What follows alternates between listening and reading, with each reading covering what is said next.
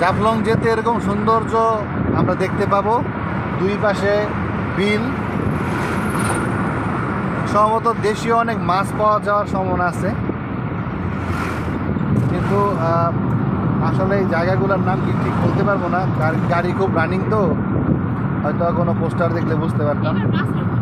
দারুল উলুম হেতু মাদ্রাসা, এই যেখানে একটা ব্রিজ, সম্ভবত এখানে ব্রিজের কাজ হবে। বা পাশে দেখা যাইতেছে নতুন ব্রিজের কাজ হবে।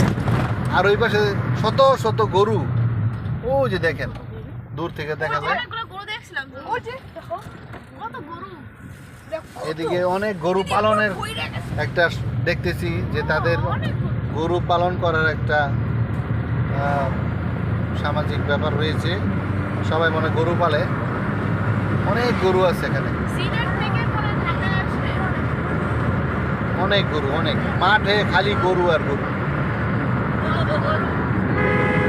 আর এদিকে অনেক জলাশয়,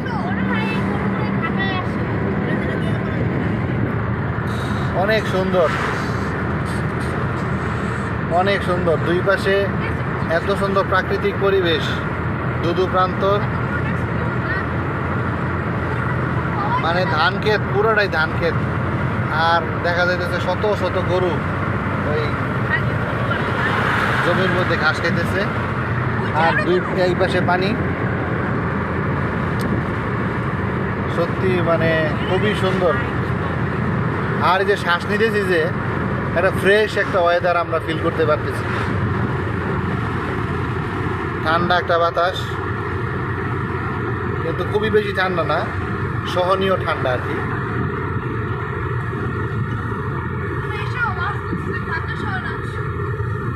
যাই হোক, এক সময় তো আমরা এই পৃথিবী ছেড়ে চলে যাব, তবে মাঝে মাঝে গ্রামের পরিবেশে থাকা প্রয়োজন, একটু ফ্রেশ ওয়েদার নেওয়া উচিত।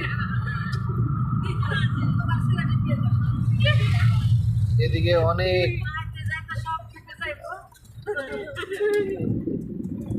জলাশয় আছে, আর বাঁশের খুঁটি দেখতেছি, মনে হয় তারা মাছ চাষ করে।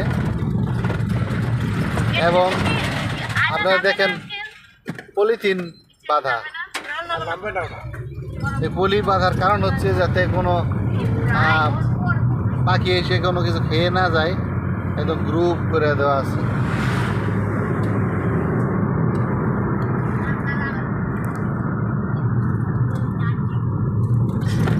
বন্ধুরা, আবার ভিডিও দিব, আপনারা দেখতে থাকুন।